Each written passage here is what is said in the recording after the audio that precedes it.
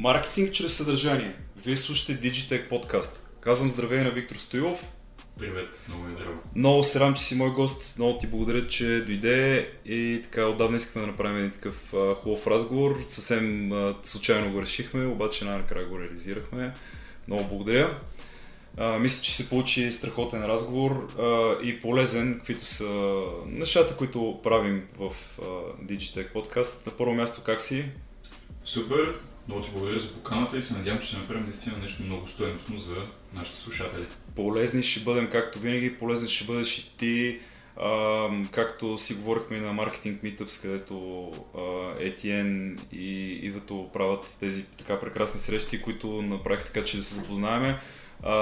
Там видяхме в действие всички моменти, в които хората и аудиторията са жадни за знания, събрали се така доста въпроси и водещите и участниците ти ги зададоха, така че днес в същия тон ще се опитаме да бъдем полезни. Как ти се стори едно такова събитие, като тази маркетингова среща, тези маркетинг Meetups? Аз мисля, че Етиен и Ивето направиха нещо, което София имаше голяма нужда, т.е. да събере маркетинг общността на едно място, така че съвсем спокойно и открито да можем да говорим на темите, които ни вълнуват, така че да си споделим общи знания и да решаваме по-бързо проблеми.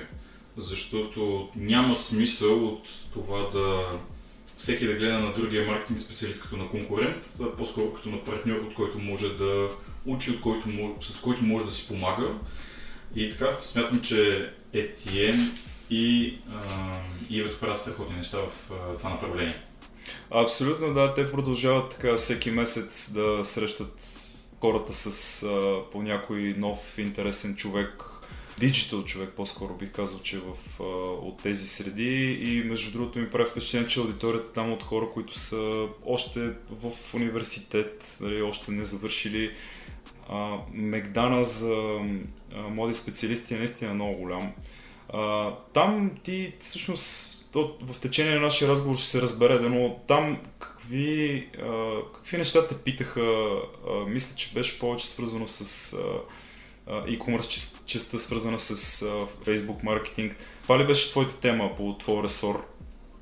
Да, тъй като се занимавам с по принцип се води дигитален маркетолог, но реално съм специализирал в електронна търговия. Имам своя агенция вече повече от 7 години в това направление, имам свои собствени онлайн магазини, така че тематиката беше по-скоро свързана с електронната търговия. И така даже влезахме в много сериозна дълбочина с някои от въпросите, които бяха много тясно специализирани. Даже се пошегувах на аудиторията, че може би има само няколко човека, които разбраха част от въпросите. Но това ми направи впечатление, че Етиен и Ивето успяха да обединят в себе си както хора, които са напълно начинаещи и първо ще се ориентират в сферата на дигиталния маркетинг, така и хора, които реално са на много високо ниво, които имат много така тясно специализирани въпроси, на които ми беше също много интересно да отговарям. Абсолютно, да. Това е идеята на тези срещи, така да има приемственост към младите и точно да консолидират поколение срещу поколение, да върват ръка за ръка в знания и умения, които могат да се дават, и така малко хайп да има хората какво да започнат да учат и да се занимават. Между другото, в момента сме месеца на така наречения черен петък и постоянно има някакви намаления, някакви кампании. Кажи сега какво ти прави впечатление, какво се случва в сферата, от която ти се интересуваш, това, което ти следиш, онлайн магазините, какво правят през Facebook и какво е по-различното, може би, от миналата година и така, евентуално какви са новите неща, които ще видим и 2025-та? Това мисля, че ми е 8-ми черен петък и много неща започват да се променят, всяка година е наистина различна. Това, което мога определено да кажа е, че за да разберем естеството на черния петък, не е лошо първо да се върнем към това откъде изобщо произлиза. Черният петък по принцип е последният петък на месец ноември, който се пада след Thanksgiving в САЩ, когато всички магазини, в началото били ритейл, сега вече по-скоро най-вече онлайн, правят най-големите си отстъпки, с които да изчистят стоката, която не е продадена и тя да бъде на максимално добра цена, така че аудиторията без да мисли да купува. И тогава се е правил само за един ден. Сега, като типично по-български, пък го виждаме даже и в световен мащаб, ние започваме да злоупотребяваме с нещо, което работи. Значи, когато един човек има един ден, в който да си купи нещо, което е наистина на добри цени, той не мисли, защото влиза в един потребителски цикъл, в който просто действа ирационално и купува стока, от която няма нужда. Емоционално пазаруват особено жените, доколкото съм виждал. В интерес на истината, ако погледнем статистиките, ще видим, че има си продукти, които са голяма слабост за мъжете и когато видят намаление, пък пазаруват за много по-голяма стойност, отколкото жените.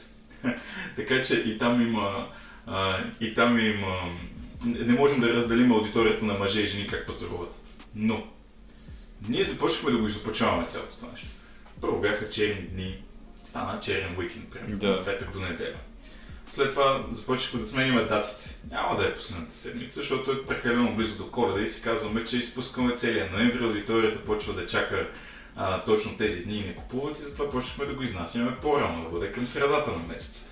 След това започнаха черни седмици, в момента са почти черни месеци. Само черни години, надявам се да не настъпат, защото тогава вече пазаруването ще се схваща по друг начин. Това са за едни други години, надявам се, които няма да се върнат.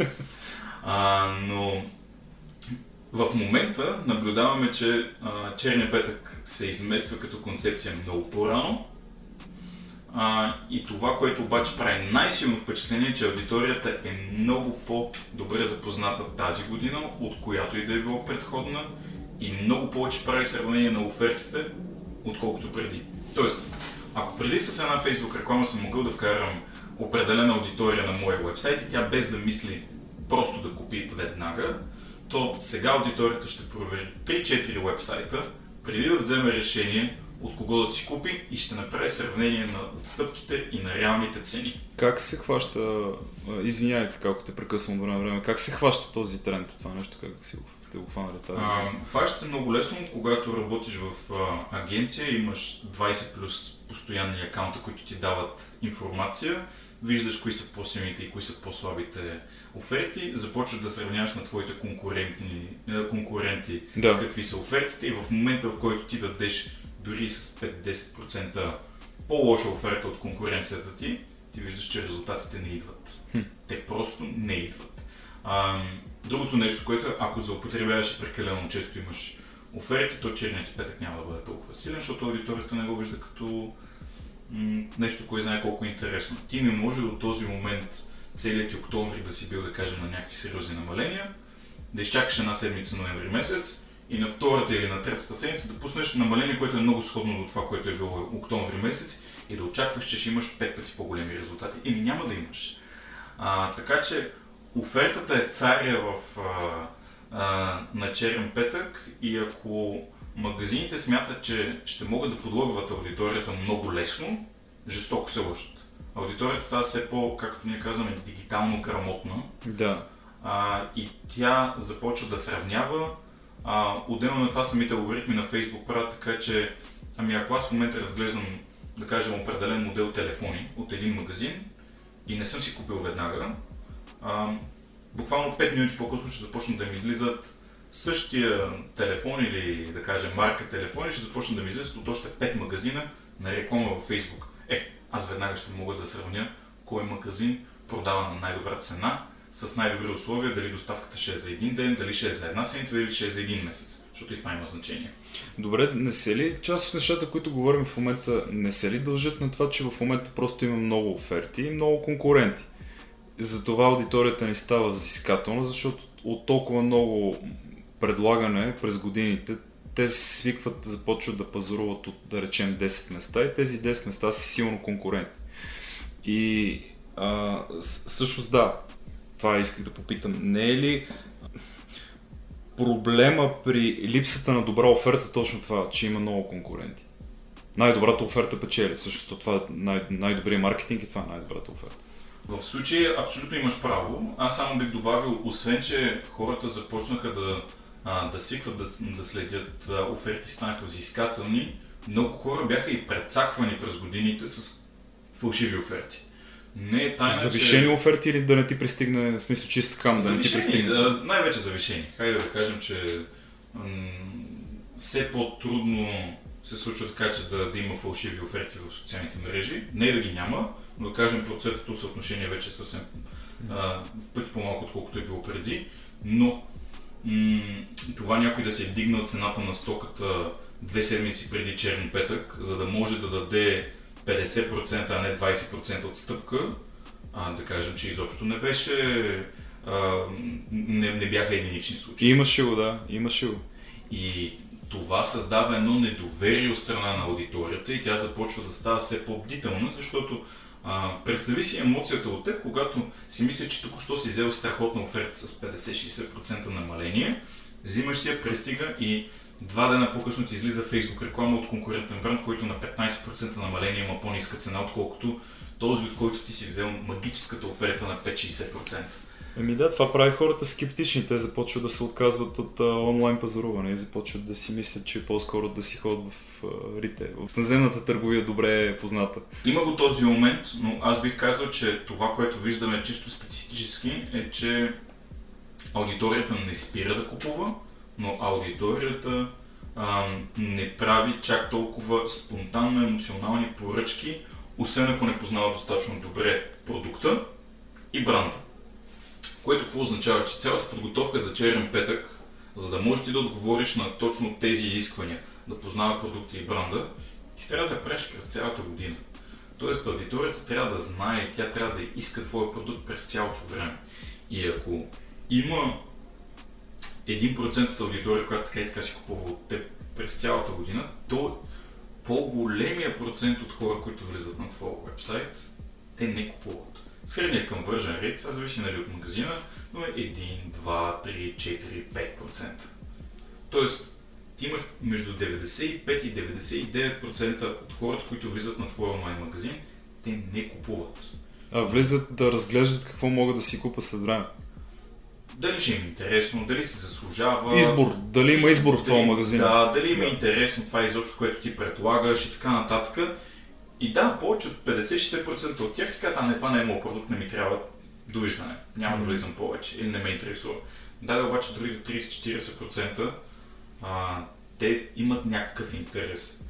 Но си казват, сега му е времето, ще изчакам да падне цената. Да, и те чакат точно този черен петък, за да се отключи тяхната възможност да изпробват продукта за първи път на по-добра цена. Именно за тях. Ти трябва тях да подготвиш така, че да имаш силен черен петък.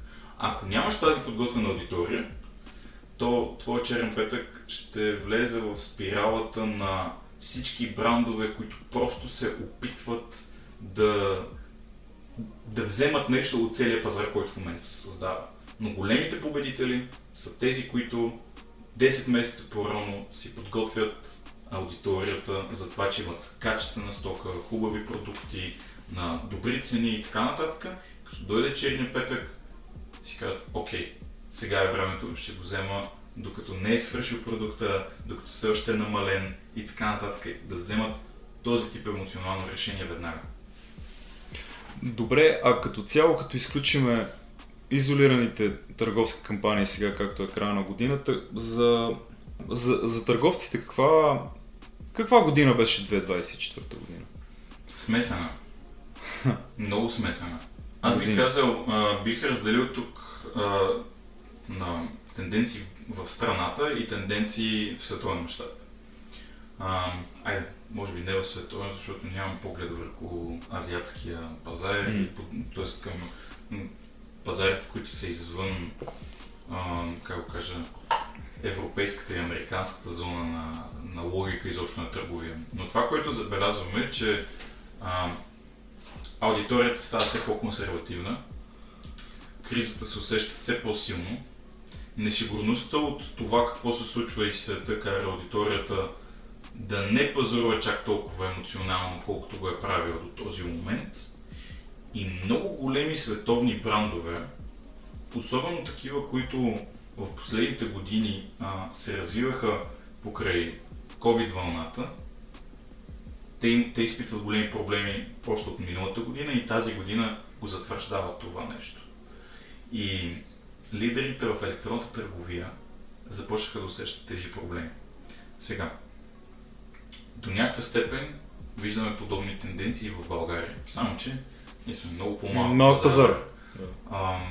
При нас започваме да усещаме едни такива тенденции на стагнация, аз бих казал в последните месеци. Не казвам, че навсякъде, но определено го има този момент и в ритейла, и в електронната търговия. Чисто хората, че не могат да си позволяват да купуват толкова, колкото са купували преди време?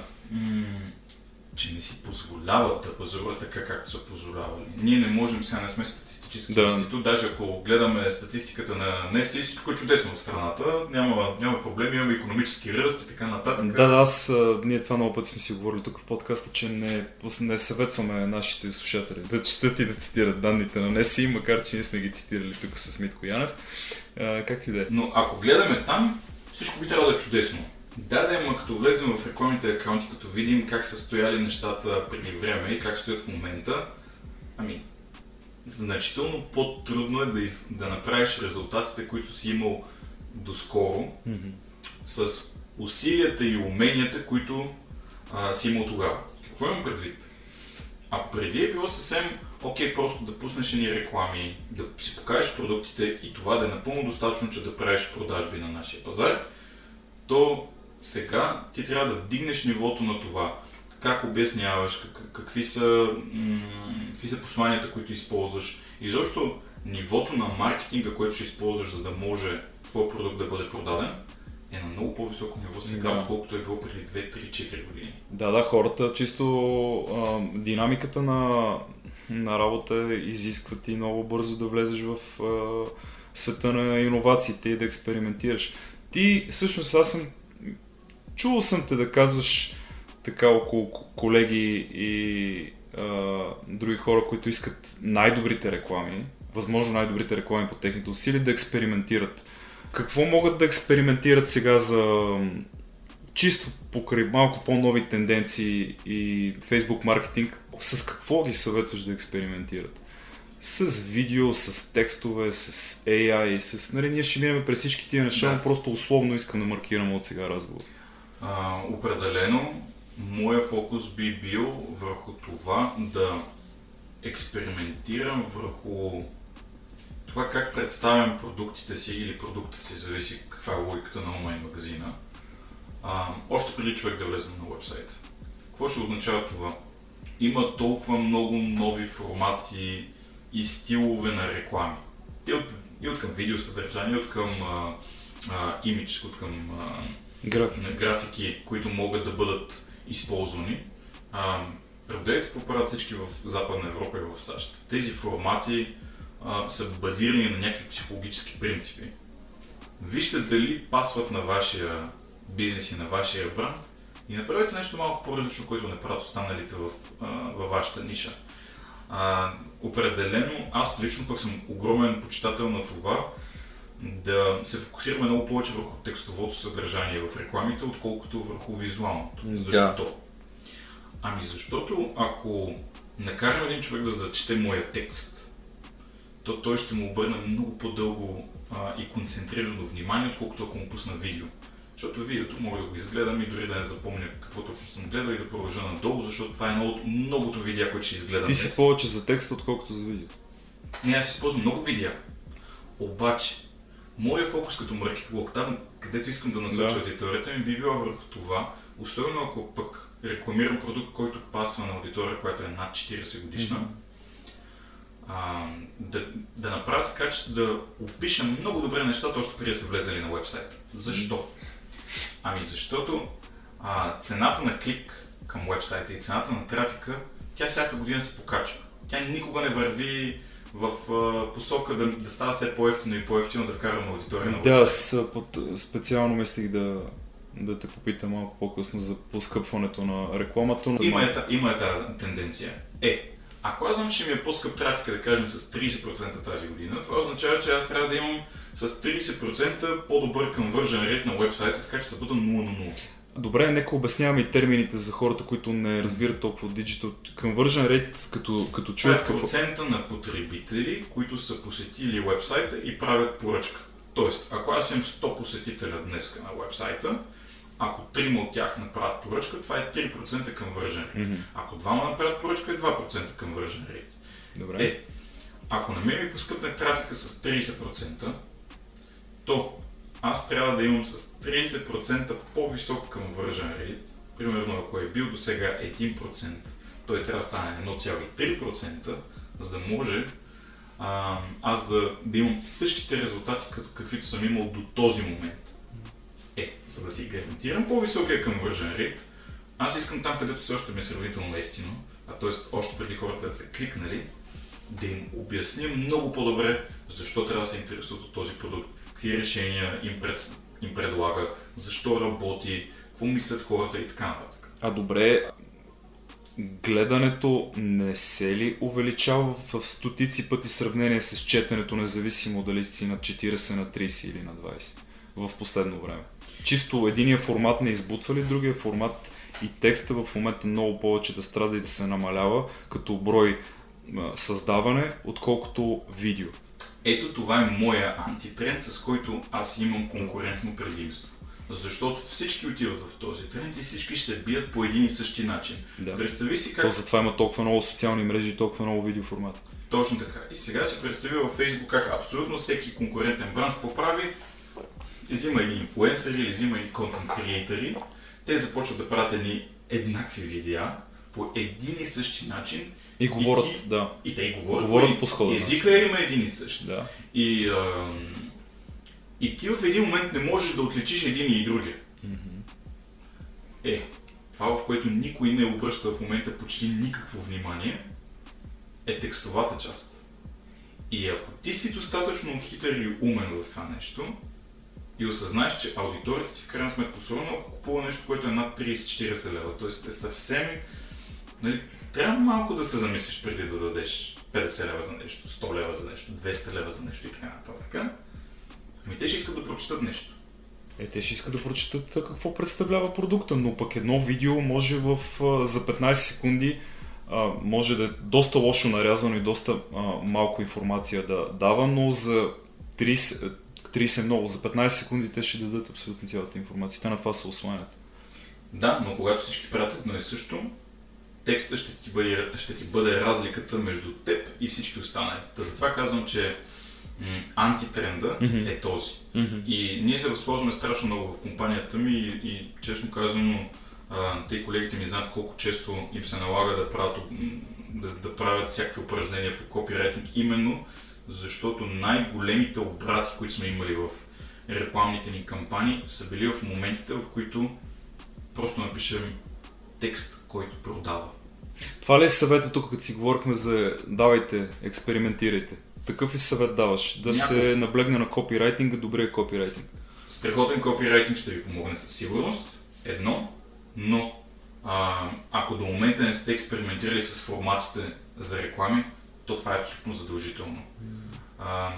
Има достатъчно много съдържание, има достатъчно много начини, по които може да видите.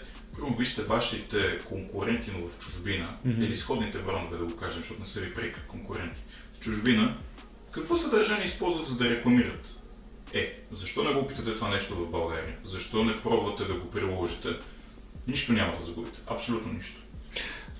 От година на година рекламата поскъпва. Съответно и се повишават разходите на бизнесите. Какво от тук нататък се предприема за оптимизация? Значи, ако го гледаме в български мащаб или в световен, има определено разлики. Първо, рекламите в България са в пъти по-евтини, отколкото в повечето държави в Западна Европа и в САЩ.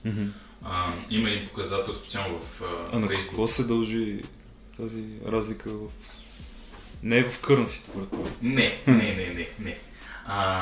Разликата се дължи на това какво може да си позволи един бизнес и по какъв начин оперира. В САЩ, примерно, да кажем, показателя CPM, цена на 1000 показвания в Мета, да кажем, че средно, но много усреднено, защото може да бъде и много по-малко, може да бъде и много повече, да кажем $20.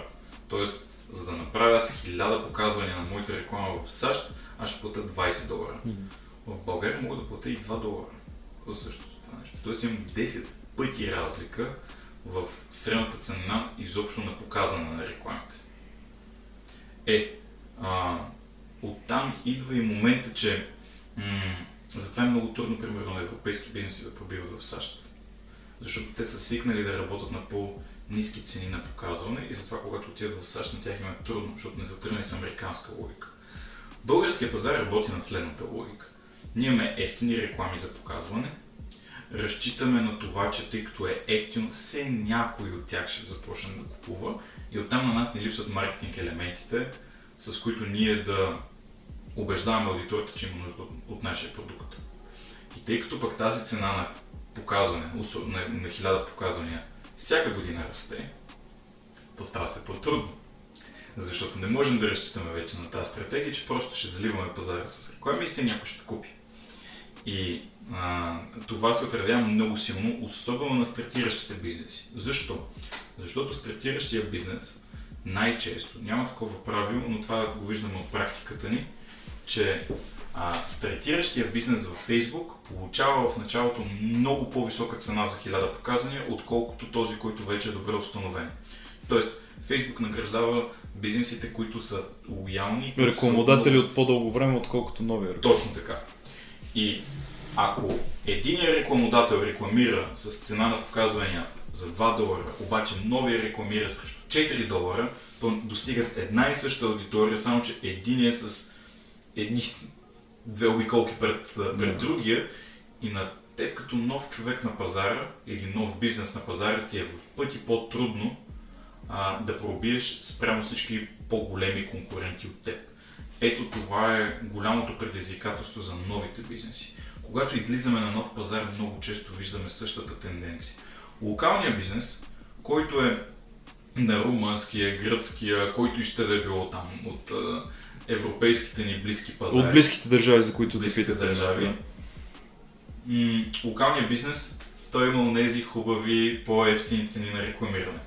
Ние, влизайки на този пазар, в повечето случаи, има изключения, разбира се, но в повечето случаи се сблъскваме именно с по-висока цена от средната за рекламиране. Там ни е много по-трудно и ние трябва да изпъкнем с нещо съвсем различно, за да можем да оцелеем на този нов пазар.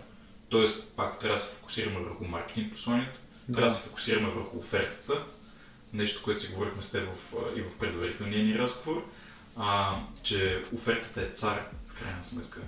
И ние не можем да очакваме от аудитория, която става все по-дигитално грамотна и следи все повече различни магазини, ние да очакваме, че някой ще се прецака и ще си купи от нас на по-висока цена, докато конкурента, който има същите условия като нас, продава с 10, 15, 20% по-евтино същата стока като нас. Добре, докато сме на темата с поскъпването на рекламата. Това, което си говорим е всички платформи ли касае поскъпването? Примерно Google рекламата не привлича ли всъщност повече инвестиции, ако Facebook поскъпне или нещо друго, или TikTok рекламата? Но мисълта ми беше, че когато на някой бизнес му поскъпне и чисто иска да експериментира, не насочва ли бюджети, тези бюджети, които са били за Мета, не ги ли насочва към други алтернативи? Към конкурента буквално. Всъщност не, започва да си увеличава рекламния бюджет в Мета, така че да компенсира. И казвам пак защо. Мета имат най-добрия рекламен алгоритъм за електронна търговия от всички възможни социални мрежи. Тоест, Мета най-добре знае на коя аудитория, в какъв момент какво точно да покаже, така че сега да има най-голям шанс да купи. Мета в момента е гръбнака на цялата електронна търговия в цяла Европа, в САЩ и в още много държави. И ако Мета изведнъж изчезне, мога да директно да прогнозирам, че електронната търговия във вида, в който в момента имаме, ще изчезне. Ще се смени изцяло парадигмата. Нито TikTok имат рекламния алгоритъм, който имат Мета, нито която и да е било друга мрежа. Google до някаква степен се опитва, но те се опитват да си вземат свой собствен пазарен дял за аудиторията, която си гледа неща в техния search engine, по техния си начин и те не се опитват да се конкурират толкова с Facebook, колкото да завземат съвсем различен тип пазарен дял. Амазон вече има съвсем пък друга логика на пазаруване. Тоест ти имаш един маркетплейс, който така и така влиза много голяма аудитория, която се знае, че може да намери абсолютно всичко при теб. И логиката изобщо на Amazon е съвсем различна. Но не може обикновения бизнес, който до момента е свикнал с това, че ще продава със собствения си онлайн магазин, утре да каже, аз отказвам от тази логика, отивам в платформа тип Amazon и започвам да продавам само там. Няма как. Има си много ясно разделение между бизнеси, които продават главно в Amazon, които се фокусират върху продукта си и цената му спрямо всички останали, и брандове, които се опитват да изградят нещо малко по-различно, което продават през собствена платформа. Добре, докато сме на темата с Мета, мен ми е много интересно. Сега, има ли функции вътре при настройката на рекламите, които излишно стесняват аудиторията, която целим, и по този начин да си хвърлим един вид парите на вятъра? И вече може би там да разкажеш какво представлява Advantage Plus, защото примерно имахме такъв въпрос от слушатели, които им така подшушнах кой ще покана. Стесняване на аудиторията, разширяване, какво трябва да знаем, когато настроиваме кампанията? Advantage Plus може да бъде много голям капан. Да обясним малко по-отдалече, може би. Да. Мета решиха да направят да направят инструмент, с който да улеснят търговците в начина им на таргетиране и изобщо на използване на платформата, при който да кажат: ей Facebook или там, ей Мета, ето ти един бюджет, ето ти едни реклами, които съм създал, намери ми аудиторията, прави каквото искаш. Образно казано, това е Advantage Plus. И за хора, които са по-неопитни и за бизнеси, които са по-неопитни и нямат ресурси с това да боравят толкова много с платформата, това наистина беше доста добър инструмент, който да бъде използван. И не казвам, че не и за други бизнеси, но главно за тях е измислена. Лесна настройка, обаче. Всяко лесно нещо си идва с определена цена зад него. Защо? Защото това, което прави Advantage Plus е, че той започва да категоризира кои аудитории биха имали най-голям шанс да направят поръчка от дадения бизнес. Най-често според Мета това са хора, които са посещавали уебсайта или съвсем наскоро са посетили конкурентни уебсайтове. И ако твой продукт е за чисто нова аудитория или Advantage Plus не се справя достатъчно добре и започва да ограничава аудиторията, то ти започваш да покажеш рекламите си пред една изключително тясна аудитория, при което може да се окаже, че най-правилното нещо е не ти да въртиш върху едни и същи хора отново, ами ти да трябва да отиваш към чисто нови аудитори, които изобщо не са запознати с естеството на твоя продукт или защо изобщо имат нужда от него. И ако твоя продукт е по-подходящ за тези, които все още дори не са запознати с това, че имат нужда от него, то Advantage Plus може да ти бъде един огромен капан, в който да подхранваш просто само единствено аудиторията на твоите конкуренти. Така че аз това, което съветвам бизнесите напоследък, е винаги да имат и една аудитория, която да е, както ние си изразяваме, чисто студена, ice cold аудитория, която да е гарантирано само единствено от хора, които все още не са проявявали интерес към нашия бизнес и нашите продукти. Това как се прави чисто технически, когато правите вашите sales кампании в Facebook или в Meta, когато правите настройките на ниво AdSet, сега първо махаме Advantage Plus като логика, след което на ниво AdSet отиваме на аудитория, щакаме бутона Switch to Original Audience, при което Мета ти казвам с Advantage Plus аудиторията ще имаш по-добри успехи и така нататък. Игнорираме това съобщение и продължаваме. И ни излизат две полета за Include и Exclude Custom аудитории. Тоест, Там можем да изберем дали да показваме на точно конкретна аудитория или точно конкретна аудитория да бъде премахната от нашия таргетинг.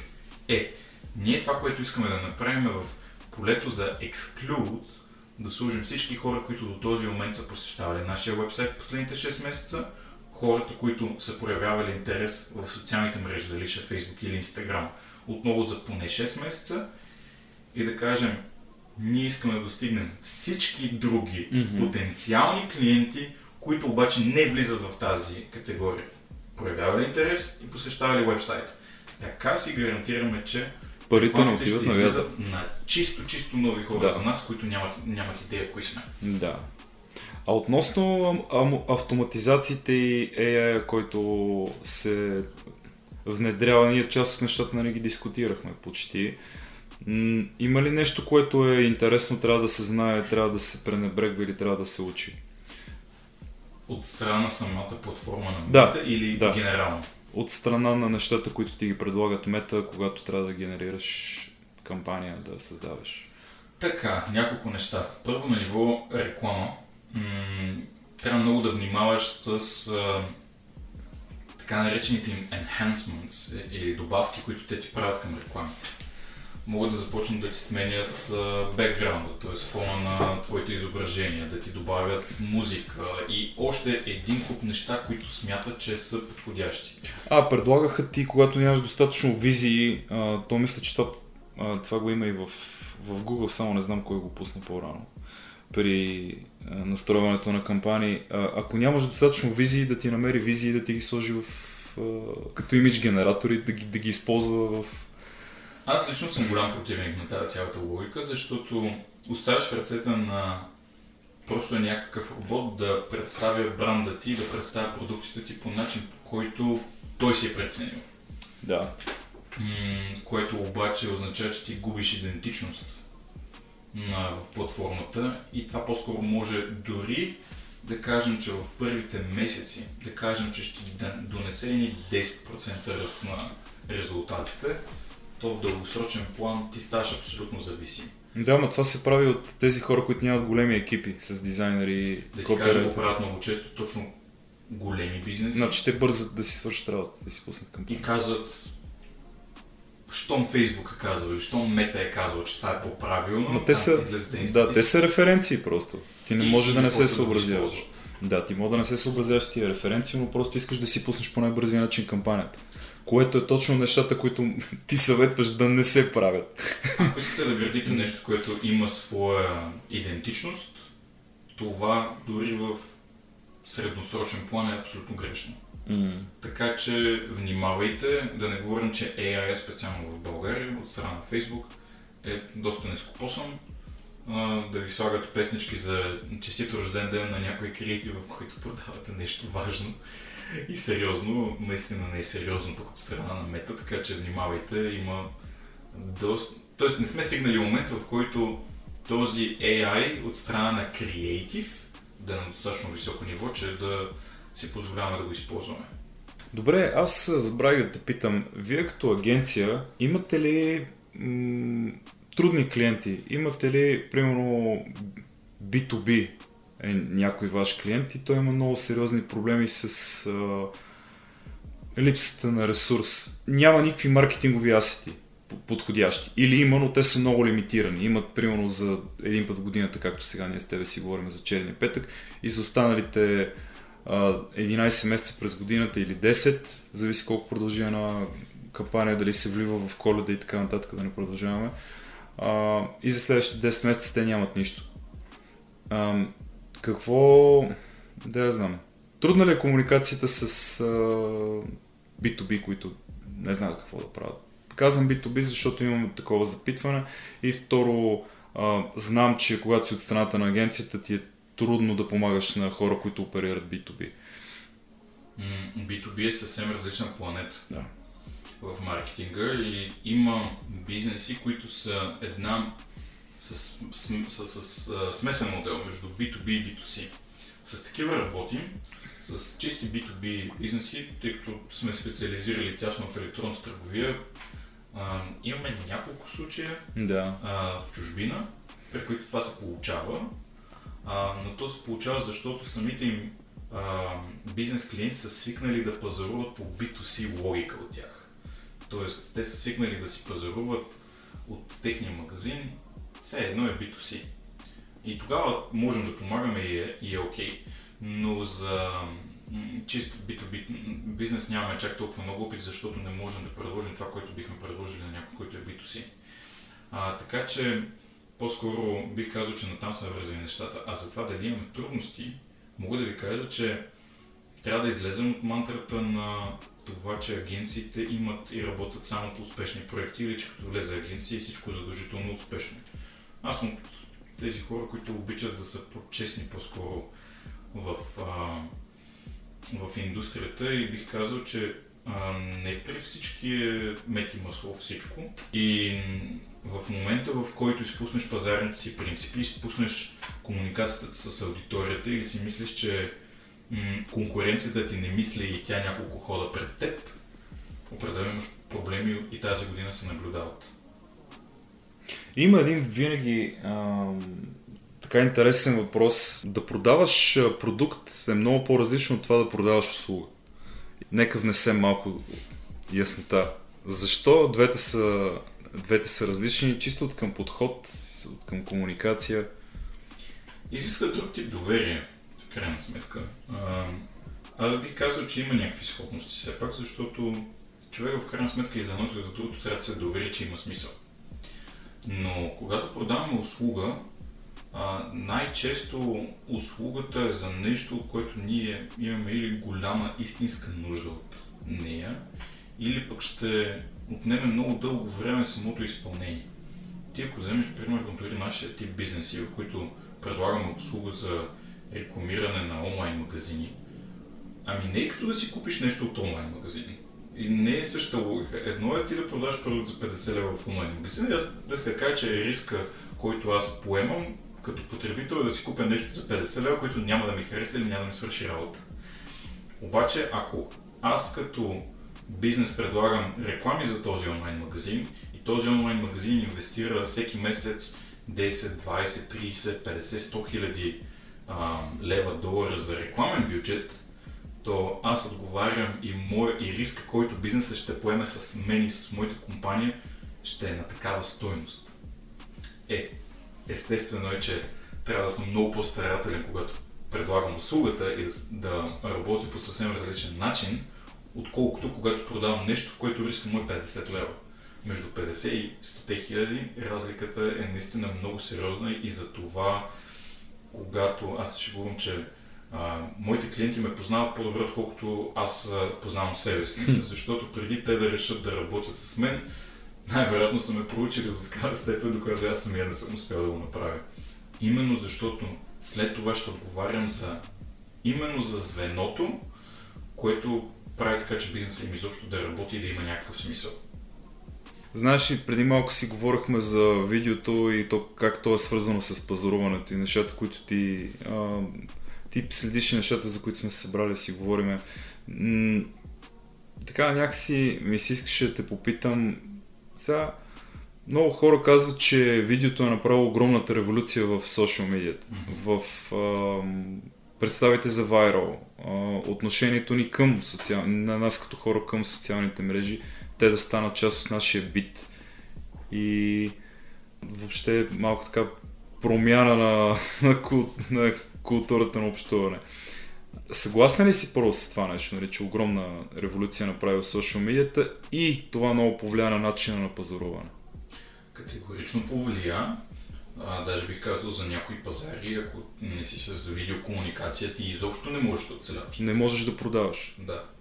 И имаше моменти, даже при на американския пазар, в които беше абсолютно невъзможно с нещо извън видео да продаваш. Сега се забелязва една такава лека, малка мини революция на изображенията, с които да се продава отново, но видеото все още заема 80% от продажбите в САЩ. В България това се случва по-бавно.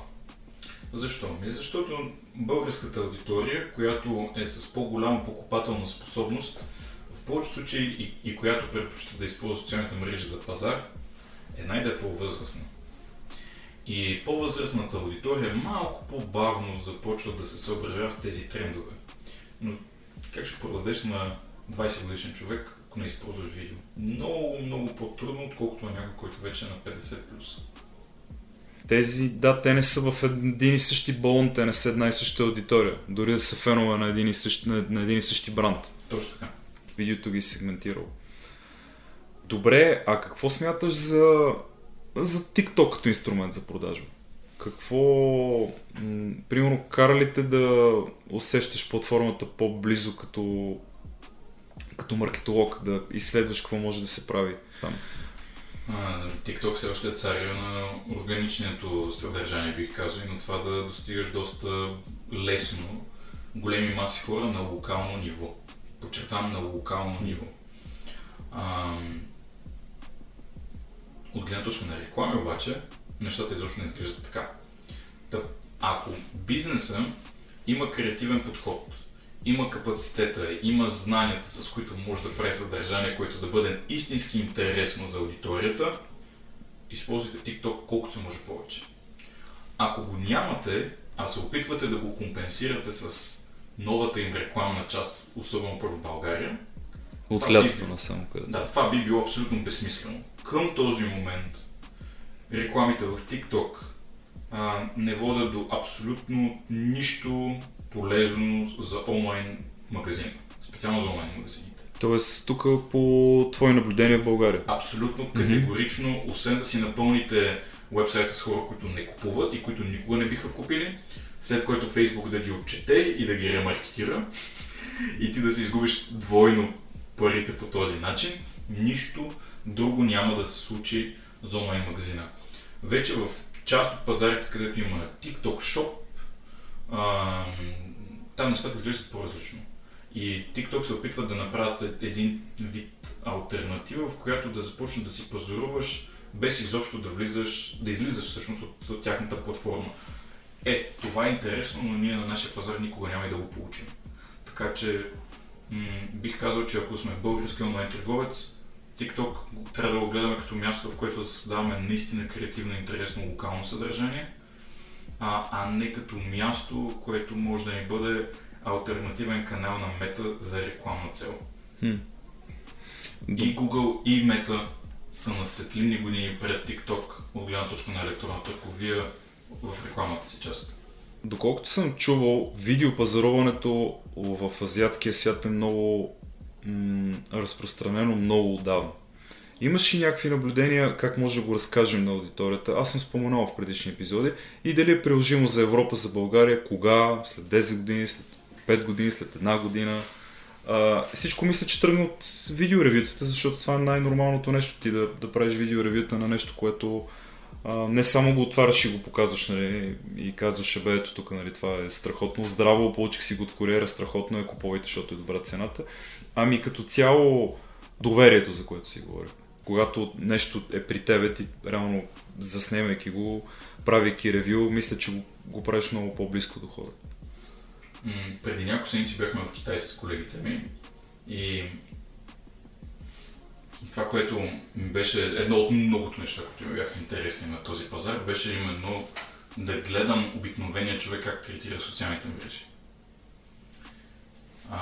Аз мога да ви кажа, че ако смятаме, че на нашите европейски или там западни, ако ги броим пазари, че аудиторията е залепена за телефоните си, то вие просто не сте били в Китай. Начина на мислене на тези хора е тотално различен. Потребителското преживяване, което те имат, логиката им е тотално различна. Оттам, ако ние просто пряко се опитаме да въведем нещо, което се използва на китайския пазар, се опитаме сляпо да го приложим у нас, то няма да се получи. Културата е много различна. Културата е съвсем различна. Но пък рекламирането, мисля, че от нас е дошло. Имах много интересен разговор миналата година с един колега от Дания, с който направихме подкаст епизод, именно за лайв шопинг, т.е. за пазаруването на живо, онлайн, което той го използвал по много интересен начин. Значи той има Той го използвал къде? Извиня, че... Използвал го е в Дания и Западна Европа. В Дания, да. Дания и Западна Европа като цяло, защото той е стартирал бизнес, който се казва Saicam, в който реално погледнато предлагат за колоездачи из цяла Европа дрехи и оборудване, което е на нивото на колоездачите, които ходят на Tour de France и така нататък. Много интересен бизнес концепция, но както и да е, няма да се вплесваме с нея. Той какво прави? Казва, че ще има събитие за огромна страхотна разпродажба, която се случва само единствено във Facebook, подготвя аудиторията за това нещо и прави лайв шопинг ивент, в който той или някой от неговите колеги застават в склада и започват да обясняват конкретните плюсове на дадените артикули, които знаят, че в момента трудно се продават, именно защото трябва да ги обясниш по-добре. Прави такива събития, карва хора, които да знаят, че ще има такъв тип лайв шопинг ивент, при който заради доверието, което имат към него като личност, като бивш колоездач, към доверието, което имат към бранда, който е на много високо ниво, се записват много хора, които знаят, че на това събитие ще могат да си купят стока, която е на много по-добра цена и която ще им бъде обяснено дали е подходяща за тях или не. Технически доста сложен процес, как точно го изпълняват, успяват и се оказа един огромен наистина успех, с който цялата им аутлет част или цялата им стока, която не се продава чак толкова добре през годината, да могат да обяснят, да пуснат на добро намаление и аудиторията да бъде много доволна, че си купува по този начин. Но класическия начин, в който застава, образно казва, една китайка и започва да подскача и да разказва за продукта и ти дава там определено време за да си купиш продукта, мисля, че са много далеч също. Може да се случи това нещо по-скоро го виждаш в азиатска държава. По-скоро мога да го видя в САЩ, където има така или иначе канали по телевизията, в които преди просто позвъняваш и там примерно влизаш в QVC, гледаш ревю на определения продукт, обаждаш се по телефона и си го поръчваш. По-скоро мога да го видя първо там да се получи това нещо и след това на по-консервативния европейски потребител. Може би да дадем, така аз обичам да завършвам с съвети към аудиторията, защото доста често ги караме за обратна връзка, пък ние трябва и по някакъв начин да сме им благодарни. Първо, от опита ти в сферата, според тебе доколко е важно с колко добри професионалисти сме обградени и с какъв тип подготвеност на хората работим? Ако съм собственик на стартиращ онлайн магазин, пък и не само, но най-вече на стартиращ, аз бих се обградил, не толкова, защото ти може да нямаш самите финансови възможности в началото да си позволиш сериозен екип и така нататък, но определено бих се обградил около събития, в които има такъв тип експерти, за да могат да вземат знанията, да започнат да мислят по начина, по който те мислят. Един високо образован в индустрията ни професионалист, който става собственик на такъв тип онлайн магазин, има в пъти по-големи шансове да успее. Така че няма нищо по-лесно от това да отидеш на събитията, които са около теб, да черпиш от тези знания, да задаваш въпроси, изобщо да гледаш подкасти, да слушаш подкасти и така нататък. И аз бих казал, че след това, ако започнете да работите дали ще с агенция, с фрилансър, с каквото и да е било допълнително, вие ще можете да се ориентирате кои са правилни за вас, дали ще ви свършат истинска работа и дали изобщо имате нужда от тях. А не сляпо да инвестирате в неща, които после няма да работят за вас. Добре, а какво можем да посъветваме така младите специалисти, които започват от нулата? Някои хора, които искат да извърват твоя път, а ти можеш да кажеш с няколко думи какво не правят и какво трябва да учат. Така, всичко, което се сещаш.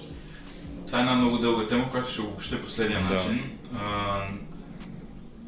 Фокусирайте се върху това да изграждате определени умения, а не върху това утре да станете милионери, милиардери и така нататък. Нашата индустрия в момента, в по-младата си част, се пълни с хора, които смятат, че трябва да забогатеят за една нощ. И това е много грешно. Много, много грешно. започнете да мислите върху това, какво като стойност вие давате на пазара. Дали сте специалисти по Facebook реклами, дали сте специалисти по правене на съдържание за органик мрежите, дали сте страхотни копирайтери, дали ще заснемат съдържание, обработвате съдържание и така нататък. Дали сте имейл маркетолози. Да имате някакъв ясен, някакво ясно умение, което вие можете да предлагате и да кажете аз съм специалист по това нещо или аз имам умение в тази сфера. Точка. А не логиката да бъде сега ще намеря продукта, ще прецакам всички, ще направя големи продажби и вече съм Господ на света. Не.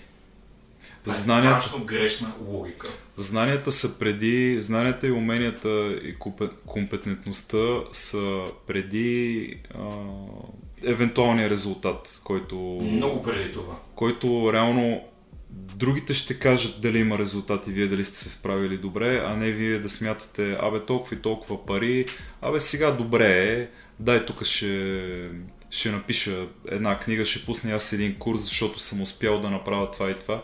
Не. Показателя за това дали сте успешни идва от оценката на другите хора и от доверието. И аз мисля, че така трябва да бъде за всяко едно нещо. Независимо на каква възраст си и какъв ти е бизнеса. Изчакай оценка, атестат и нещо положително и дори съвети от останалите хора, които не познаваш, даже за да не си правиш лоша услуга, по-добре да не ги познаваш тия хора. Нека те да те оценят преди ти да смяташ, че можеш да помогнеш на аудиторията. Тя аудиторията, ако и помагаш, вече ще го е казала по един или по друг начин.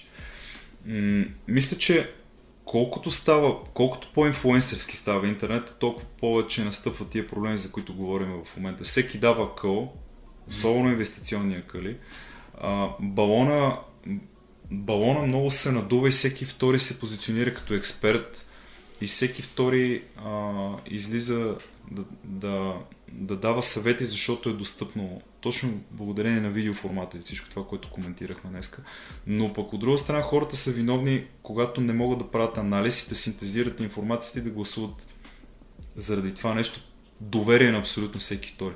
Критичната мисъл трябва да надделява и по този начин ние ще отсееме плявата от добрите и полезните хора в интернет. Защото по медиите същото има много говорещи глави, които 20-30 години ги наблюдавам аз лично, че ги канат телевизиите, но те ги канат в ролята си на говореща глава. И хората ги слушат и повтарят тези, които са техните тези. Не личните им тези, а телевизионните тези. Това, което трябва да чуе аудиторията. Това се прави в момента в YouTube се прави и никой не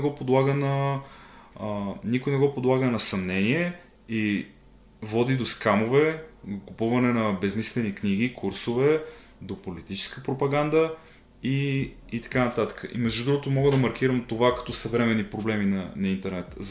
Затова ги нарекох инфлуенсърски проблеми и влогърски проблеми, защото те идват реално оттам, от това направление на social media, което обаче е преекспонирано, за съжаление.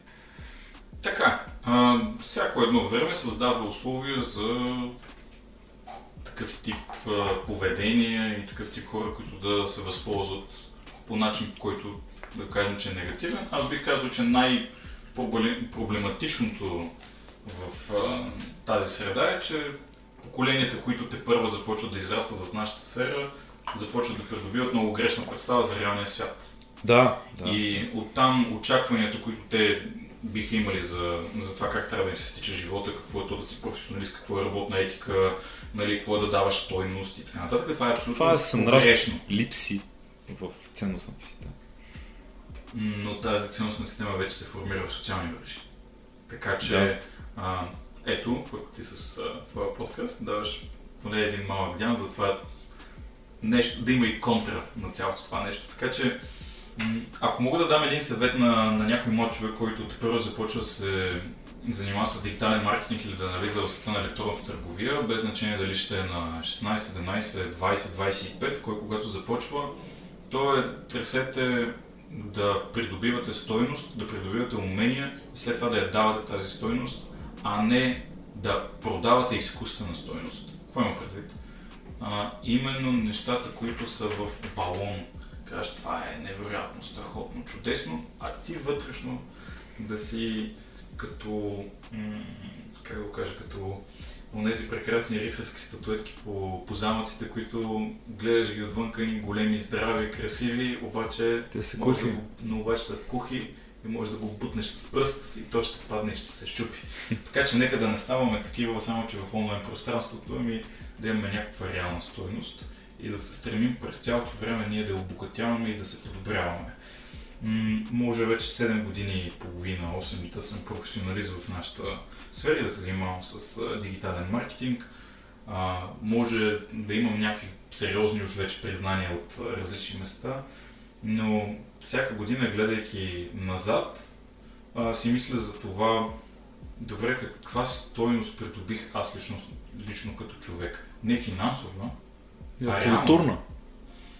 Дали съм станал по-добър специалист, дали съм станал по-добър човек, дали разбирам по-добре някакви определени процеси. И ако видя, че съм забавил темпото си, то това трябва да ми бъде един много сериозен червен флаг, както се изразяват джензитата, за това, че трябва да променя нещо в себе си и начинът, по който изобщо работя. Не, абсолютно. А и виж, то ти много добре знаеш и го правиш и го казваш, нали, като съвети към другите хора. Ти ако изпуснеш да се самоусъвършенстваш, то реално в дигиталния маркетинг, реално ти ще бъдеш изтикан, защото няма си конкурентен специалист. Но ето тук пък идват и много скамъри. Можеш ли да го правиш това нещо? Да, мога да го правя. Няма значение, че той не е запознат с последните рекламни формати на някоя платформа. Той казва, да, мога да го правя това нещо. Дава ги тези акъли или направи някакъв курс, видео, книга, няма значение, ги продава тия неща. Защото между мога и знам има разлика. Виж, но някакси ядаш не ми се иска да си приключваме днеска разговора така злободневно, защото винаги в някои от моите епизоди говорим за проблемите на интернет, които ги разискваме и те някакси са малко по-така с надежда трябва да приключваме, колкото и да са неприятни темите, които говорим. Какво очаква теб и твоите колеги, които се занимават с Facebook реклама през 2025 година според теб? Целият бранш. Значи трябва положително да завършим въпреки това. Очаква ни все по-голяма конкуренция.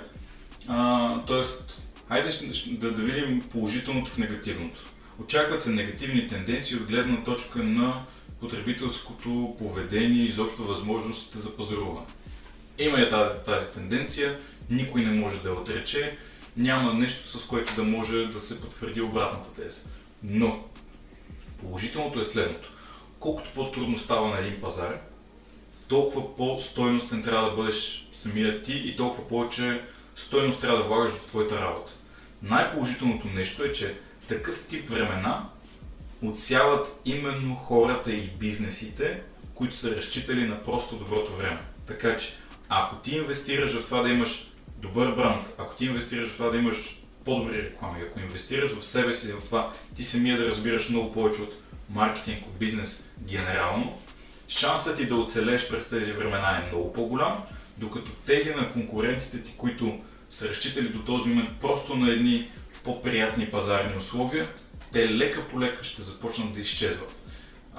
Така че аз бих казал, че най-хубавото нещо, което имаме в едни малко по-сложни времена, е, че именно стойността, т.е. хората и бизнесите, които имат реална стойност, биват забелязвани много повече и биват ценени много повече.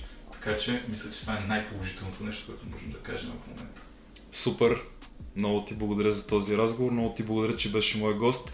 Вие слушахте Digitech подкаст за най-добрите ви рекламни кампании, бих казал. Благодаря на Виктор Стоилов, че беше мой гост. Благодаря на всички, които слушаха. Знаете как може да се абонирате в Spotify, в Apple и блога ни в LinkedIn. Очаквам следващата година с голямо нетърпение да дойдеш тук пак на гости, да разкажеш какво се е случило около твоята работа и около Facebook. Мисля, че бяхме полезни, интересни. Беше ми много приятно и до скоро. Благодаря ти за поканата. Благодаря.